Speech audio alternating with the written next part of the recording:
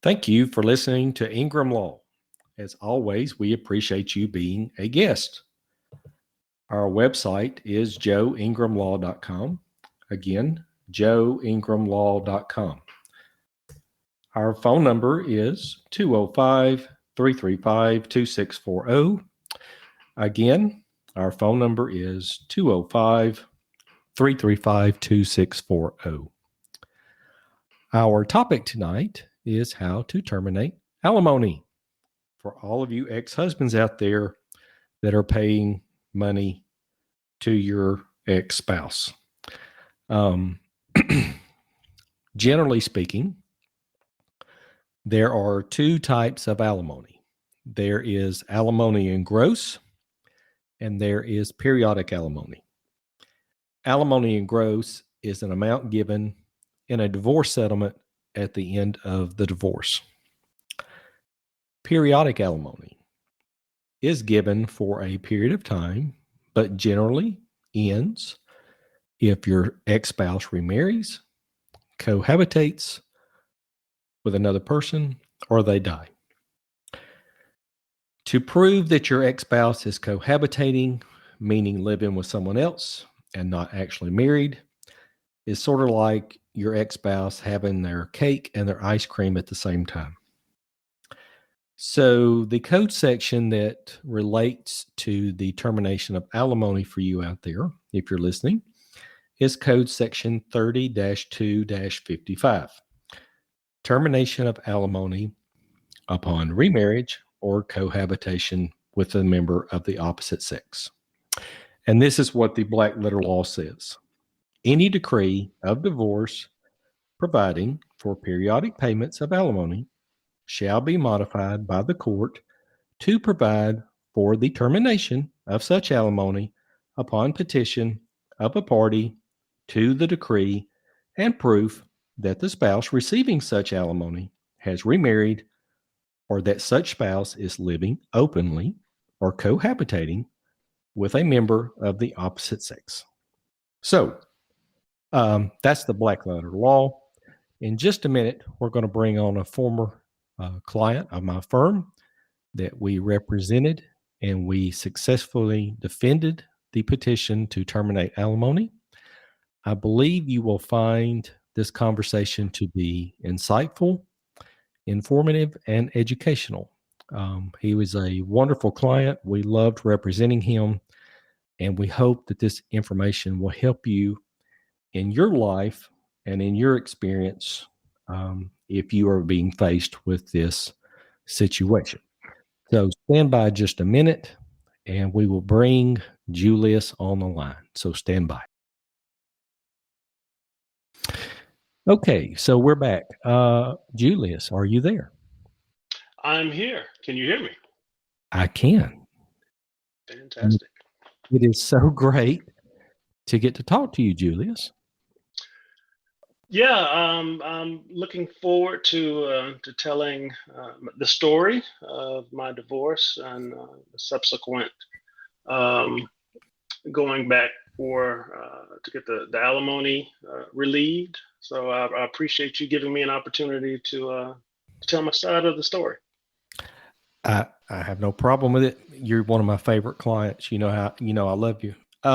Okay, so for those out there that do not know Julius, just tell them a little bit personally about you as a person, Julius. Sure. So I'm Alabama, born and bred in the state. Grew up my whole life in the eastern part of the state. Went into military service after college. So served overseas during the first Gulf War and in Somalia, and upon returning, wanted to build a life, and got married and settled in Birmingham, doing some banking, and essentially I'm still in the financial services field since relocated to Atlanta, but in a nutshell, just a simple boy from Alabama. I did not know that you served in the military I did not know that about you, but I Yeah, learned something tonight. yeah. Well, thank you for your service to our country. It was a pleasure, absolute pleasure. Okay, so for the audience at home, Julius, they don't know you. They know a little bit about me.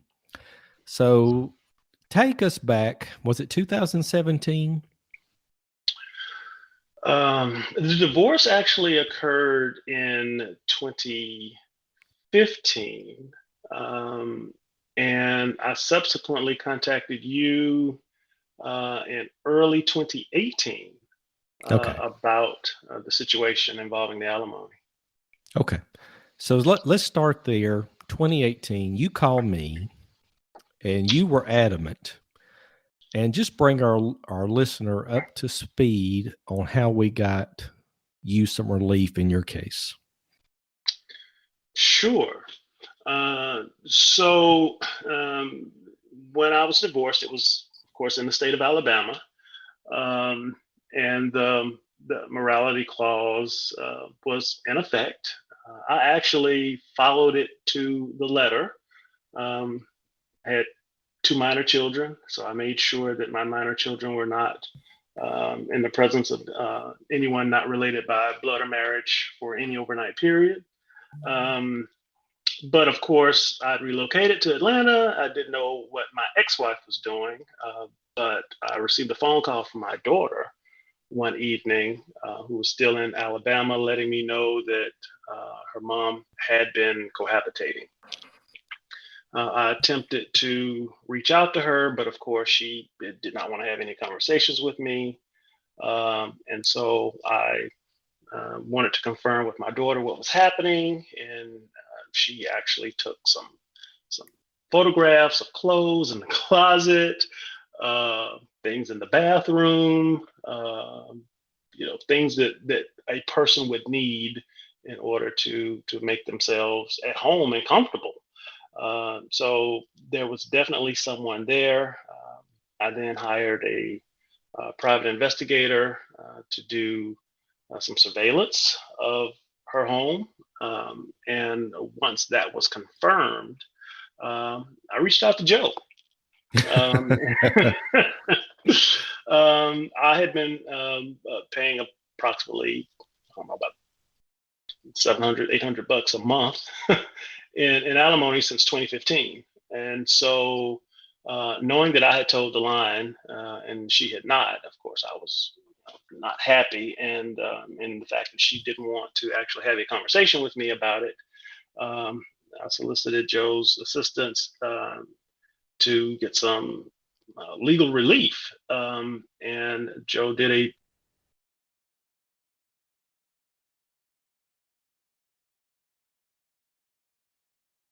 Julius,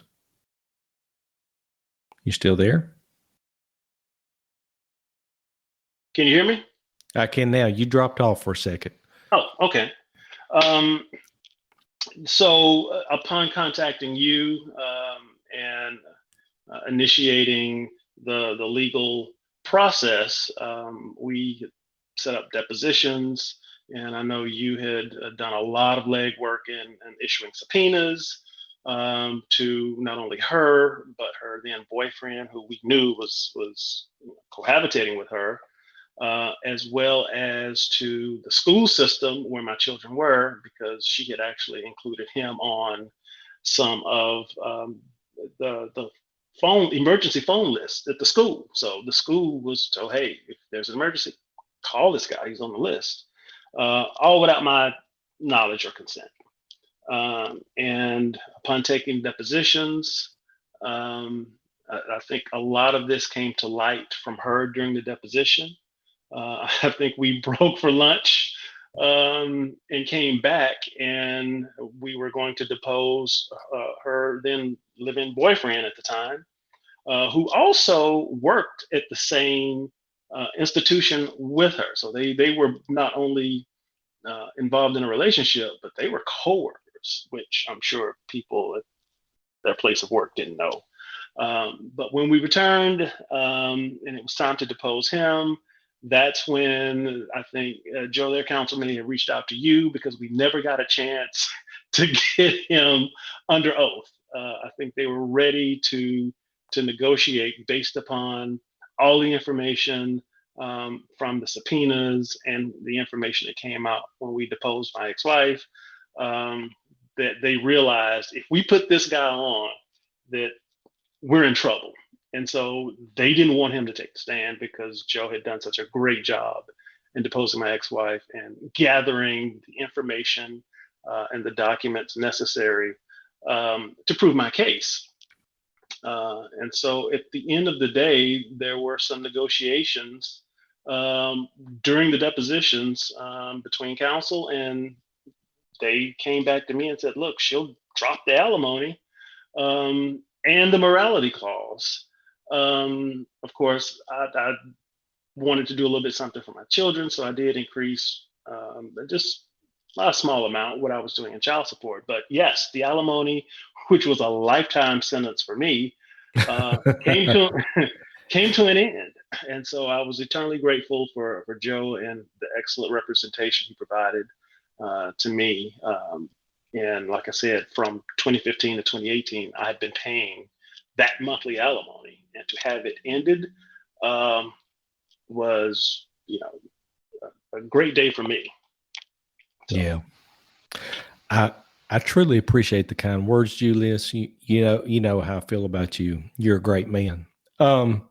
So for the listener at home that may be in your shoes, Julius, let's make sure that they have a clear understanding. Now, we were very fortunate.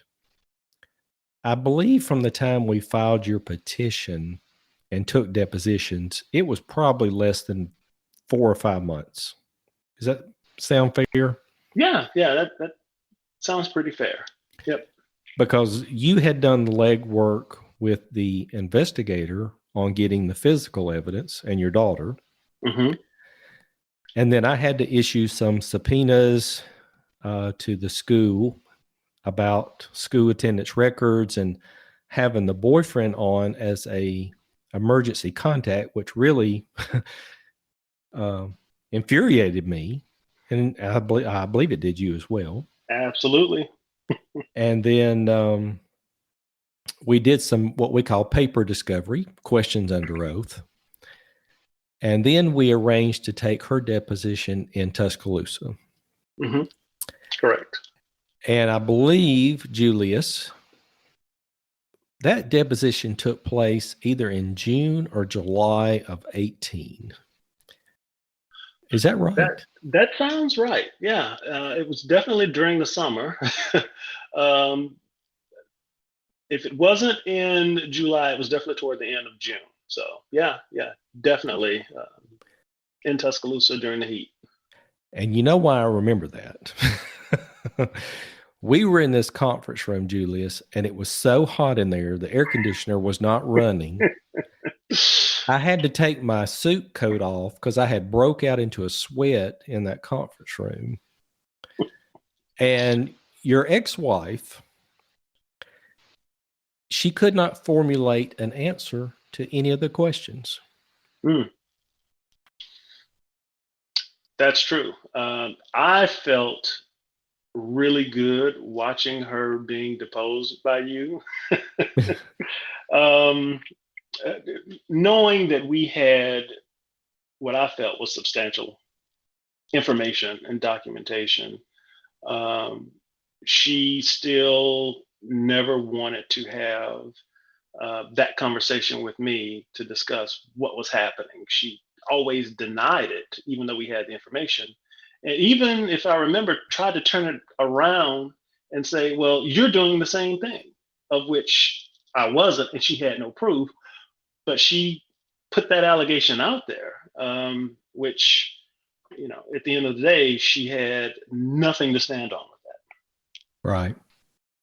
And I forgot about this until you brought it up, Julius. Her boyfriend at that time, he wasn't particularly happy to see either one of us that day.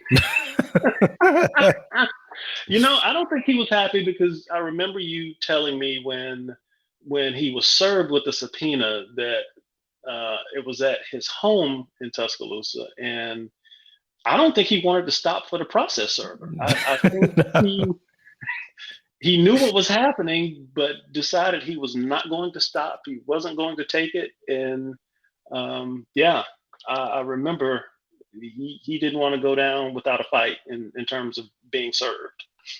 Yeah.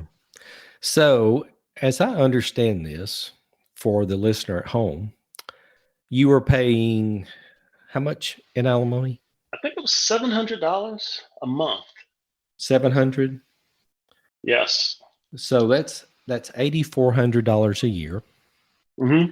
And if you had paid it for, let's just say, another 20 years, which was very possible. Yeah. that's roughly $168,000, Julius, that you're not having to pay out.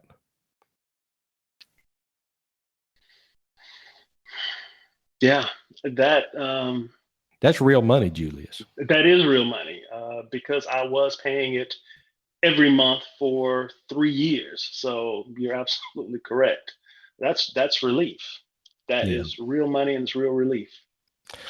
Now, I'm not asking you to.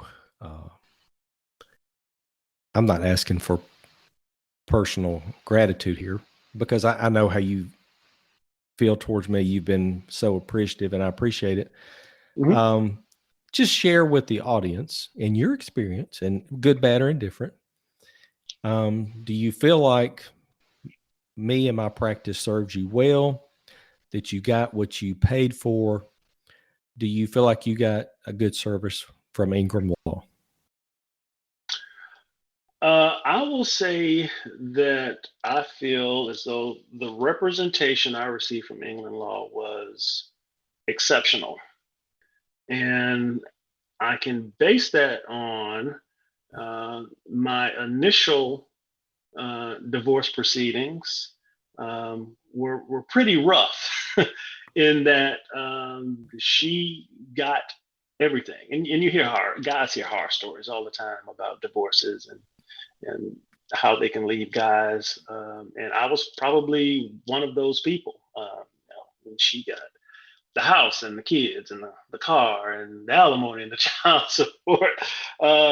So being able to provide exceptional service to me, I felt that I was better served during these depositions, as opposed to,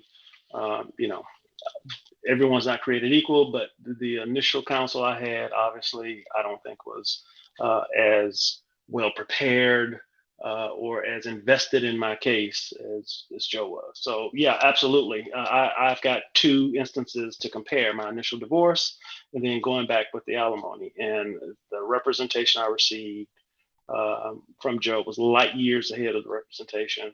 I wish I'd called you initially when I was getting divorced, because I may have had a little different outcome on some things, but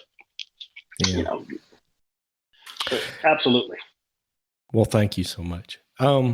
Just two questions I have. I know it's been a couple of years now.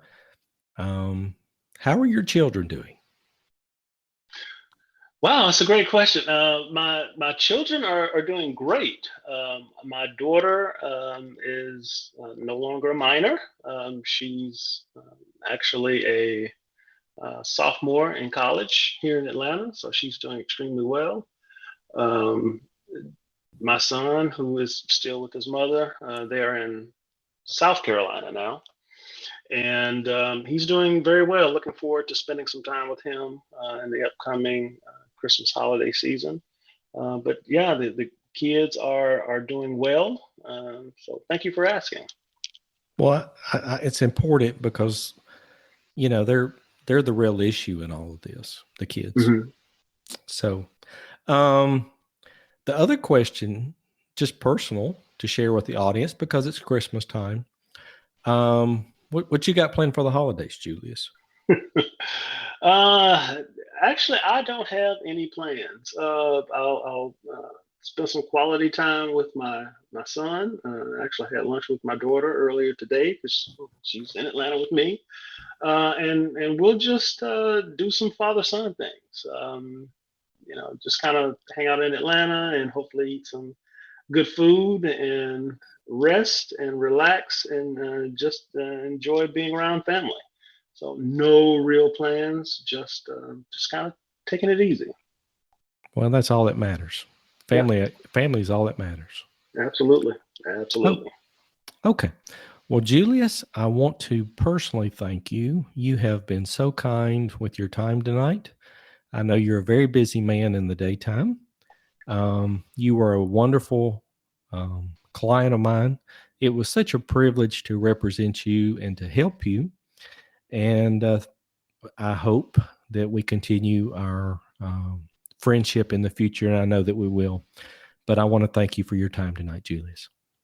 Absolutely, and thank you for all you've done for me. It's been greatly appreciated. And for those that have any doubts, Joe is definitely one of the best people I've been around. And not only that, but he is an exceptional attorney. Oh, thank you. Okay, so we're going to wrap up the show now.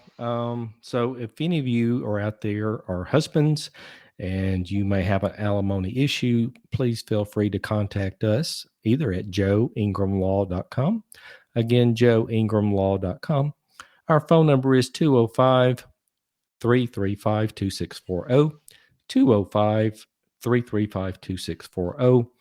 As always, take care of yourself and each other, and have a Merry Christmas. Good night.